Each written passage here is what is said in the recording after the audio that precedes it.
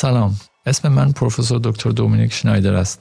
من رئیس کلینیک اطفال در دورتموند هستم و ما امروز در مورد مسائل مرتبط با سلامت کودکان صحبت می‌کنیم. امروز در مورد اسهال صحبت می‌کنیم. چرا کودک من اسهال دارد؟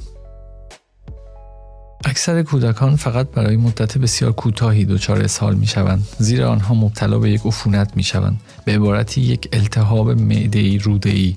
در اکثریت قریب به اتفاق موارد اینها ویروس هستند، بنابراین آنتیبیوتیک ها کمکی نمی کنند. اینها عفونت های حادی هستند که کودکان خیلی ساده از طریق غذا یا تماس با افراد دیگر در جایی به آنها دچار می شوند و چون مصریست، کودکانی که اسهال دارند می توانند سایر اعضای خانواده، والدین، خواهر و برادرشان را نیز مبتلا کنند و بنابراین نباید به مهد کودک و مدرسه بروند، چون می توانند دیگران را نیز آلوده کنند. چگونه می توانم به فرزندم در مورد اسهال کمک کنم؟ مهمترین کار این است که کودک به صورت ممتد و در حجم کم آب بنوشد، زیرا معده خیلی درد می کند و بنابراین فقط می تواند از پس هضم مقادیر کم بر بیاید، ولی باید به دفعات انجام شود. همچنین باید به نوشیدنی های کودکان توجه کنید. قبلا مردم می گفتند کولا یا لیمونات و چوبشور برای اسهال خوب است. این مطلب درست نیست، زیرا این موارد اغلب اسهال را بدتر می کند. بنابراین یک چای کمی شیرین شده خیلی بهتر است. یا اگر بچه‌ها کوچک هستند یا اسهال بسیار شدید دارند، پزشک می‌تواند محلول خاصی را هم تجویز کند که می‌تواند از داروخانه تهیه کنید و پودری که در آب حل می‌شود و سپس در مقادیر کم حتی از طریق قاشق به کودک داده شود. اگر کودک من اسهال دارد، چه زمانی باید او را نزد پزشک ببرم؟ در هر صورت اگر کودک دیگر چیزی نمی‌نوشد، باید به پزشک مراجعه کنید. و اینکه آیا کودک به اندازه کافی می نوشد یا خیر را اینطور می توان فهمید. هنگامی که کودک هنوز ادرار می کند و در پوشک است، اگر پوشک پر باشد می توانید بفهمید که هنوز بدنش آب دارد.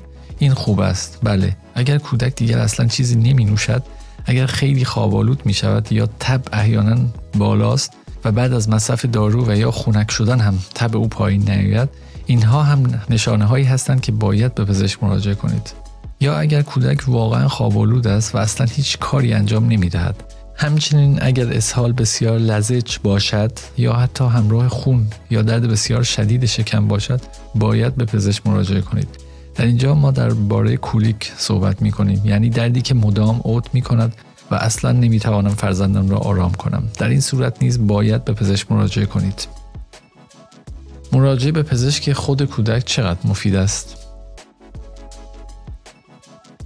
پزشکان اطفال همیشه از دوشنبه تا جمعه در مطب خود هستند.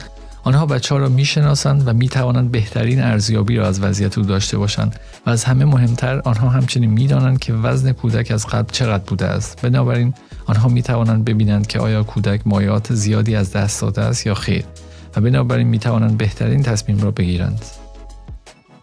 آیا می‌توانم از کودکم در برابر اسهال محافظت کنم؟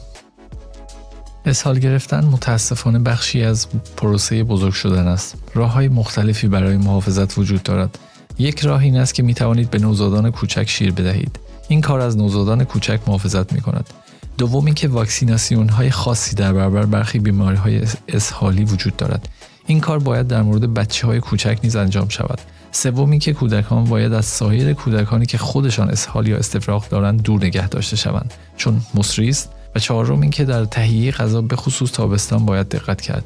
چگونه با گوشت برخورد کنم؟ چه کار کنم که تخم مرغ‌ها به مدت طولانی زیر آفتاب باقی نمانند و غذا کاملا پخته شود؟ اینها کارهایی است که می توانید برای محافظت از کودکان در برابر اسهال انجام دهید.